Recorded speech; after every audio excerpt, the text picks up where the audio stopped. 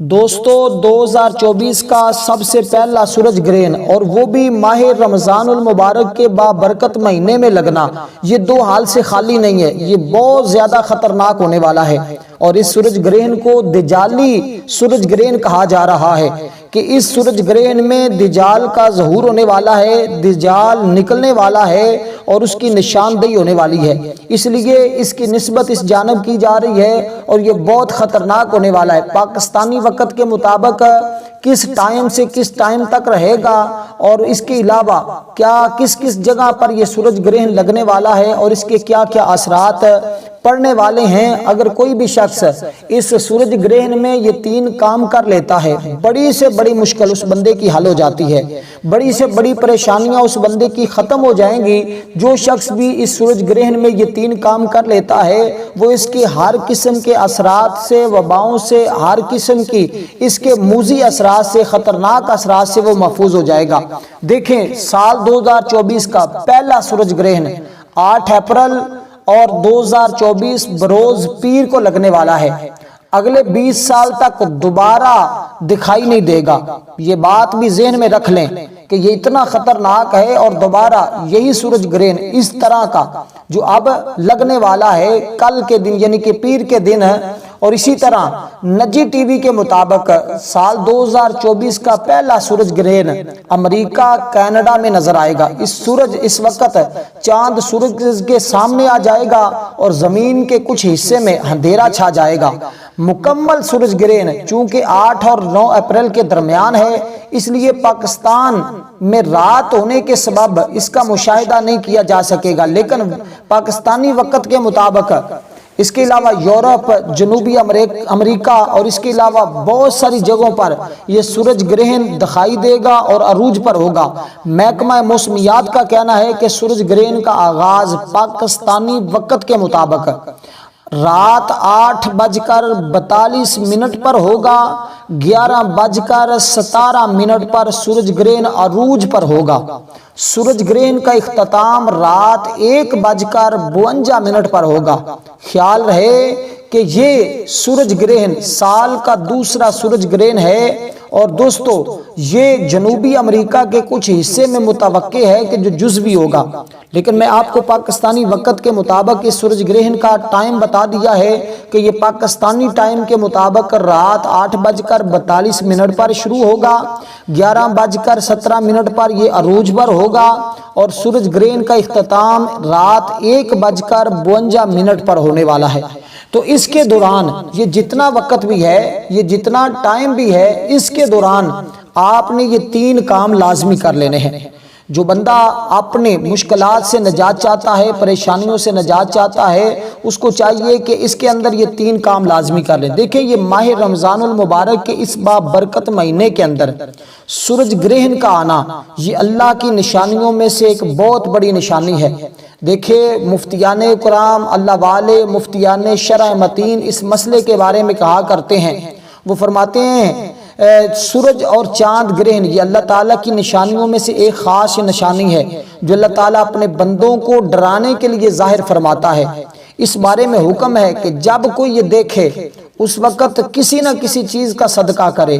آپ کسی باجرے کا 5 روپے کا، 10 روپے کا، 20 روپے کا، 50 روپے کا، 100 روپے کا، 1000 روپے کا، جتنی حسب توفیق ہے، سب سے پہلا کام آپ نے جو کرنا ہے اس سورج گرہن میں وہ آپ نے یہ کرنا ہے کہ چاہے ایک کھجور ہی کیوں نہیں، ایک کھجور ہی کیوں نہیں، وہ اللہ کے راستے میں آپ نے لازمی صدقہ کر دینا ہے، کیونکہ صدقہ بلاؤں کو ٹالتا ہے، صدقہ دکھوں اور مصیبتوں سے نکالتا ہے، صدقہ انسان کو اللہ کے قریب کرتا ہے، یہ اللہ کے غضب کو، اللہ کی ناراضگی کو ختم کرتا ہے، اللہ کے غصے کو ٹھنڈا کرتا ہے۔ اس لیے دوستو اس میں سورج گرہن میں سب سے پہلا کام جو آپ نے کرنا ہے، 3 کام میں آپ کو بتاؤں گا، یہ 3 کام آپ نے ہرگز ہرگز ہرگز نہیں چھوڑنے۔ کیوں؟ کیونکہ اس کے اثرات کہیں آپ کے اوپر نہ پڑ جائیں۔ آگے چل کر میں آپ کو بتاؤں گا کہ اس کے اثرات کیسے پڑتے ہیں، اس کی حقیقت کیا ہے قرآن و حدیث کے مطابق۔ اور اس سورج گرہن میں یہ 3 کام آپ نے لازمی طور پر کرنے ہیں۔ ہرگز آپ نے نہیں چھوڑنے، کیونکہ یہ سورج گرہن یہ ماہ رمضان المبارک کے بابرکت مہینے میں آیا ہے، اور اس لیے اس میں یہ 3 کام کرنا ہر ایک کے لیے لازمی ہے۔ دیکھیں، صدقہ خیرات سب سے پہلی بات ہے، تسبیح تحلیل ضرور کرنی ہے، وہ بھی میں تسبیح بتاؤں گا کہ کون سے تسبیح پڑھنی ہے۔ اپنے گناہوں سے توبہ استغفار کرنی ہے، اور اس تاریخی کو دیکھ کر قبر اور آخرت کی تاریخی کو یاد کرنا ہے۔ یہ میں باتیں مختصر آپ کو بتائیں ہیں، لیکن ان کی ترتیب کہ کیسے صدقہ کرنا ہے اس کے بارے میں نے آپ کو بتایا، چاہے 1 کھجور کر لیں یا 1000 کر لیں، لاکھوں روپے جتنی حسب توفیق ہے، ورنہ کم از کم 1 کھجور ہی اللہ کے راستے میں صدقہ کیوں نہ کر دیں تو آپ کا صدقہ ہو جاتا ہے۔ تو اسی طرح سب سے پہلے کام کی بات آ گئی، اس کے بعد آپ نے تسبیح کون سی پڑھنی ہے، اس تسبیح کے بارے میں آپ کو بتاؤں گا، اور استغفار کون سا کرنا ہے اس سورج گرہن میں وہ بھی میں آپ کو بتاؤں گا۔ سب سے پہلے میری بات کو ذرا توجہ کے ساتھ سمجھیے گا کہ یہ ماہ رمضان المبارک کے آخری عشرے کے آخری لمحات میں، آخری دنوں میں، آخری گھڑیوں میں اس سورج گرہن کا لگنا، جس کے بارے میں لوگوں میں یہ بات مشہور ہو گئی کہ یہ دجالی سورج گرہن ہے، اور دجال نکلنے والا ہے، اور دجال ظاہر ہونے والا ہے۔ اس کے بارے میں لوگ آج کل بہت زیادہ بات چیت کر رہے ہیں، اور اکثر لوگوں کا یہ مشاہدہ رہا ہے، اور اکثر لوگ اس جانب رجوع کر رہے ہیں کہ کہیں یہ واقعی حقیقت میں ایسا سورج گرہن تو نہیں لگ چکا کہ یہ لگ بھی ان ملکوں میں رہا ہے جہاں پر اس کی نشاندہی کی گئی ہے کہ وہ یہاں سے اس کے ظاہر ہونے کا یہاں پہ نشاندہی ہے کہ وہ ان علاقوں سے ظاہر ہو سکتا ہے، اور یہ سورج گرہن لگ بھی اس میں رہا ہے، کیونکہ جب اندھیرا ہو جائے گا، اور جب آپ کو پتہ ہے حضور نے فرمایا کہ جب دجال آئے گا تو اس وقت دنیا میں عجیب کیفیت ہوگی، دنیا میں وبال آئے گا، دنیا میں اندھیرا چھا جائے گا، کیونکہ اس کی نحوست اور اس کی ان چیزوں کی وجہ سے اللہ تبارک و تعالی اس دنیا میں قحط سالی کا سما پیدا کر دے گا، اندھیرے کا سما پیدا کر دے گا۔ تو اس لیے ایسی چیزیں اب ہمارے دیکھنے میں آ رہی ہیں، اور اس لیے ہم چاہتے ہیں کہ ہم لوگ ایسی چیزوں سے اور ان تمام پریشانیوں سے محفوظ ہو جائیں۔ تو اس کے لیے ہمیں چاہیے ہم اپنی اولاد کی، اپنے مال کی، اپنے سب کچھ کی، اپنی جان کی، ان تمام چیزوں کی حفاظت کریں۔ اس حفاظت کے ذریعے اللہ کا فضل و کرم برسے گا۔ تو دوستو یہ 3 کام کریں گے تو ہم سب کی، ہماری اولادوں کی، ہماری نسلوں کی اللہ حفاظت فرمائے گا۔ تو دوستو میں آپ کو ایک بات کہہ دینا چاہتا ہوں کہ جن لوگوں نے ابھی تک فطرانہ جو صدقہ فطر ہے اگر وہ ادا نہیں کیا تو وہ فوری طور پر ادا کر دیں، یعنی کہ رمضان المبارک کے مہینے کے اندر صدقہ فطر ہوتا ہے۔ ماہ رمضان میں ہم نے جو روزے رکھے ہوتے ہیں، اس کے اندر جو ہمارے روزوں میں کمی پیشی ہو جاتی ہے، کوتاہی ہو جاتی ہے، غفلت کا شکار ہو جاتے ہیں، اس میں اس کو پورا کرنے کے لیے ہم صدقہ فطر دیتے ہیں۔ تو اس لیے دوستو جس شخص نے ابھی تک صدقہ فطر نہیں دیا وہ فوری طور پر اپنا صدقہ فطر عید نماز سے پہلے ادا کر دے۔ تو یہ صدقہ فطر جو اس وقت علماء میں مشہور ہے، گھر کے اندر جتنے افراد ہیں ہر ایک فرد کا 360 روپے کے حساب سے، یا پھر 1.25 کلو گندم، 1.25 کلو کوئی بھی چیز، کوئی بھی پروڈکٹ لے لیں، آٹا لے لیں، گندم لے لیں، چاول لے لیں، چینی لے لیں، ستو لے لیں، جو لے لیں، کوئی بھی 1.25 کلو کے حساب سے آپ اس کو اللہ کے راستے میں کسی غریب کو، کسی مسکین کو، کسی مستحق کو دے دیں، انشاءاللہ تعالی اس سے آپ کا صدقہ فطر ادا ہو جائے گا۔ تو اس لیے دوستو یہ صدقہ فطر آپ نے لازمی طور پر دینا ہے۔ پاکستانی تولوں کے مطابق یہ 2.25 سر ہے، 2.25 سر آپ نے کسی بھی چیز کا صدقہ فطر اللہ کے راستے میں ضرور دے دینا ہے۔ جن لوگوں نے ابھی تک نہیں دیا وہ لازمی طور پر دے دیں، اگر وہ ویسے کچھ چیز صدقہ نہیں کر سکتے تو کم از کم اپنا یہ صدقہ فطر وہ لازمی طور پر دے دیں۔ 2.25 سر گندم، چاول یا جو بھی پروڈکٹ ہے، یا اس کے مطابق جو قیمت بنتی ہے وہ قیمت جو مفتیان اکرام نے اب لکھا ہے وہ 360 روپے ایک فرد کے اعتبار سے، گھر کے اندر چھوٹا ہے بڑا ہے جتنا بھی بچہ ہے ہر ایک کی طرف سے آپ نے یہ صدقہ فطرانہ جو ہے وہ آپ نے اس سے پہلے دینا ہوتا ہے، تو اس کو آپ ادا کر دیں۔ تو جو لوگ فطرانے کے مستحق ہیں وہ کمنٹ میں مجھے بتا دیں، اور ہمارے پاس جو فطرانے آتے ہیں انشاءاللہ ضرور، لیکن وہ صحیح ایمانداری سے بتائیں، انشاءاللہ کوشش ہوگی کہ ہم ان تک بھی وہ صدقہ فطر ضرور پہنچائیں۔ اور ہم نے کیونکہ اپنا ادا کر لیا ہے، ہم مختلف جگہوں پر جو غریب ہیں ان میں، اور جو مدارس ہوتے ہیں مدارس دینیہ، ان پر ہم وہ سارا صدقہ فطر خرچ کرتے ہیں۔ تو اس لیے جو لوگ دینا چاہتے ہیں وہ بھی بتا دیں، جو لینا چاہتے ہیں وہ بھی ایمانداری سے ذمہ داری سے بتا دیں، انشاءاللہ تعالی ضرور حسب توفیق ان کی امداد کی جائے گی۔ تو دوستو ستو جون جو کچھ بھی آپ کے پاس موجود ہے اس کے مطابق آپ ضرور صدقہ فطر ادا کریں۔ اگر نہیں کیا، اگر کر لیا ہے تو پھر آپ کوئی بھی چیز چاہے 5 روپے کی لے کر 10 روپے کی لے کر آپ اللہ کے راستے میں آج ضرور صدقہ کر دیں۔ تو یہاں تک بات آپ کو سمجھ آ گئی۔ اب اس کے بعد چلتے ہیں آگے یہ سورج گرہن دیکھیں، یہ اللہ تعالیٰ کے ڈرانے والی نشانیوں میں سے نشانی ہے، کیونکہ سورج کی روشنی نعمت ہے، اور اس نعمت کو ضد اندھیرا ہے، اور یہ اندھیرے میں تبدیل ہو جاتا ہے۔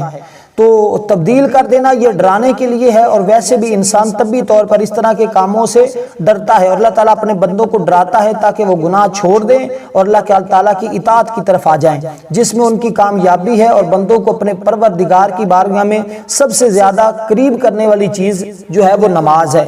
تو لہٰذا جب بھی آپ سورج گرہن کا سنیں اور یا چاند گرہن کا سنیں تو اسی طرح یہ اعمال مرد عورت خواتین ہر کوئی کرے، بچہ بوڑھا جوان ہر کوئی کرے۔ تو سب سے پہلی چیز صدقہ فطر، دوسری چیز آپ نے استغفار کرنا ہے، استغفار۔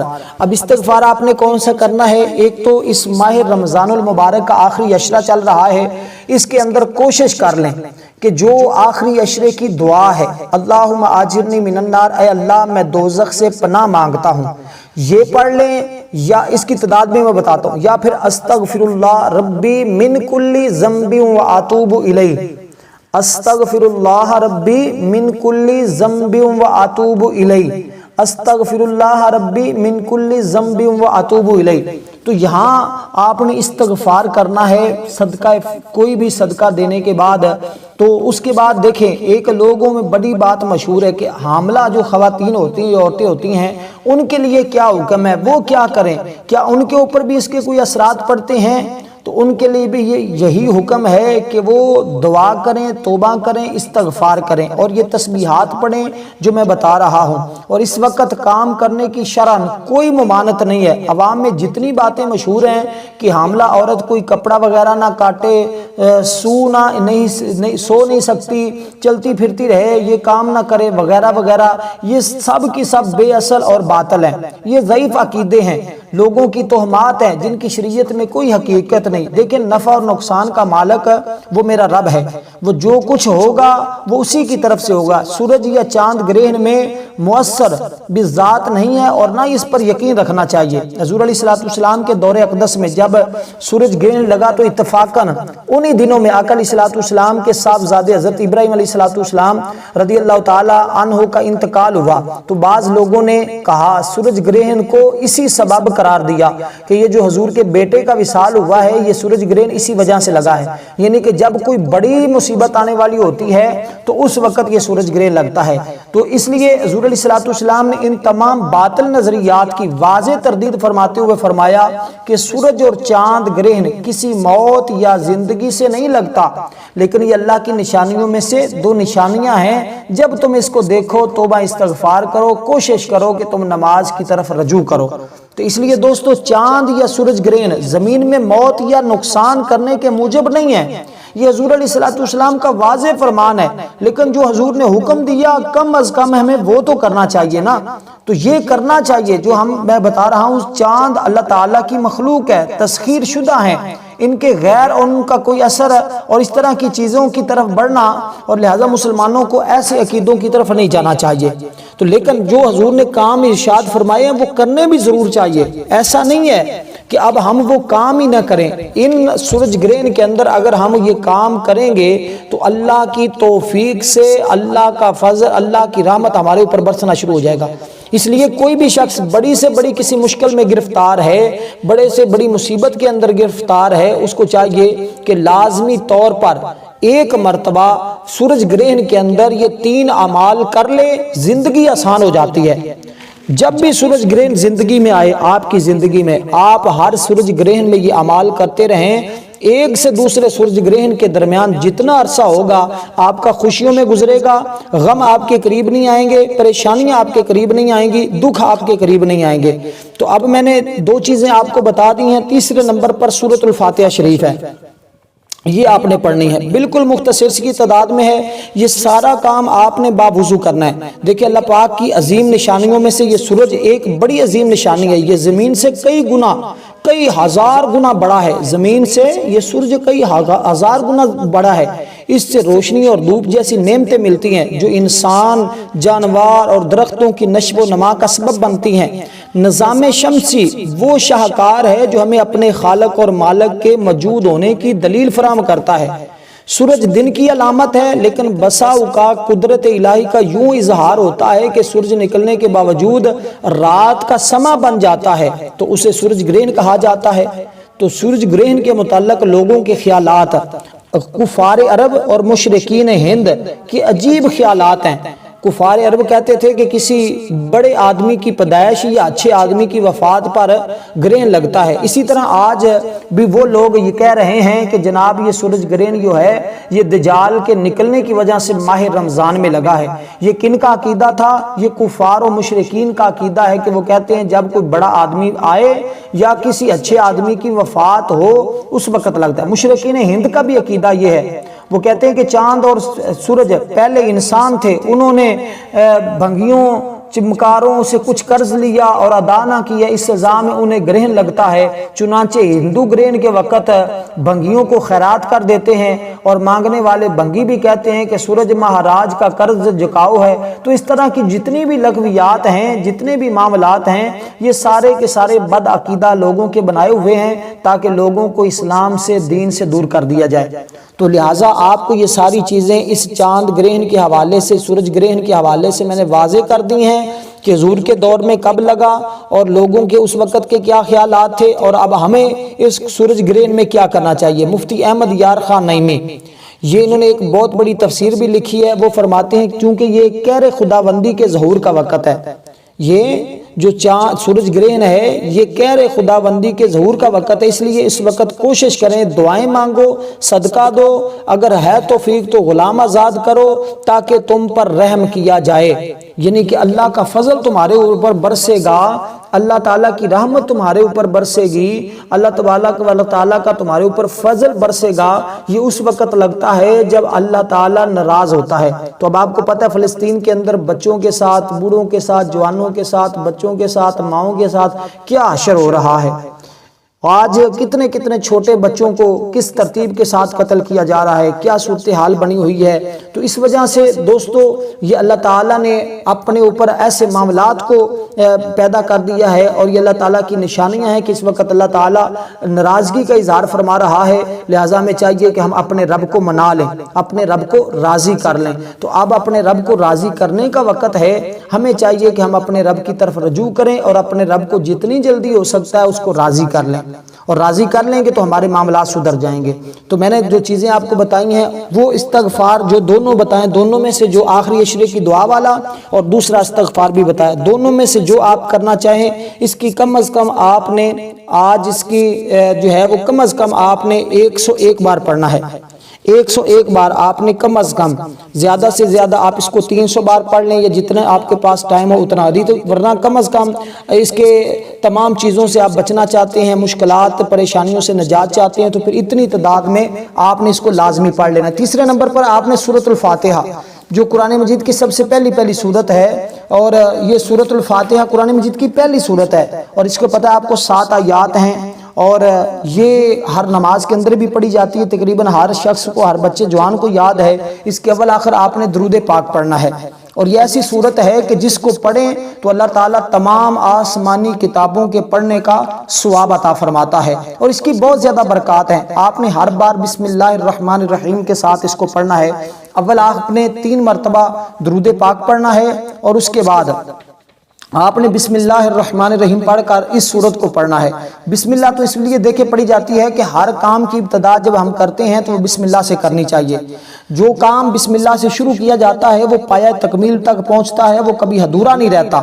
اس لیے دیکھیں جب کوئی فقیر کسی امیر کے دروازے پر جاتا ہے بھیک مانگنے کی غرض سے، اس کی تعریف شروع کرتا ہے، جس سے اس امیر کو سمجھ آ جاتی ہے یہ بھکاری جو ہے، یہ جو مانگنے والا ہے یہ میری تعریف کر رہا ہے، مجھے خوش کر رہا ہے۔ جب اس کی باتیں سن کر، اس کی دعائیں سن کر وہ گھر والا فرد جو ہے وہ خوش ہو جاتا ہے تو وہ اس کو بہت کچھ عطا کر دیتا ہے۔ اسی طرح آج ہم نے رب کی بارگاہ میں بھکاری بن کر اس کی بارگاہ میں توبہ استغفار کے بعد اس صورت کے ذریعے اس کی پاکی بیان کرنی ہے، حمد بیان کرنی ہے، اس کی تعریف بیان کرنی ہے، پھر اس کی بارگاہ سے مانگنا ہے۔